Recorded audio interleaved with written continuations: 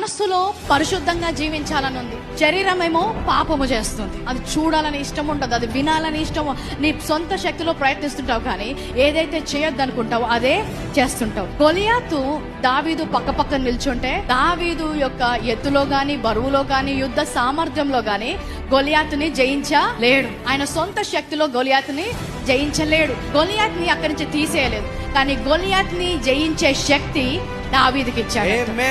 నీ పాప విషయంలో కూడా అంతే. నీ పాప విషయంలో కూడా నీ సొంత శక్తితో నీవు గెలవలేవు. ఈ లోకంలో ఆయన పాపాన్ని తొలగించలేదు, కానీ ఆ పాపాన్ని జయించే శక్తి ఆయన కృప ద్వారా మనకు అనుగ్రహిస్తున్నాడు. రోమా 6:14 ఏమంటుందంటే, మీరు కృపకే గాని ధర్మశాస్త్రమునకు లోనైన వారు కారు గనుక పాపము మీ మీద ప్రభుత్వము చేయదు.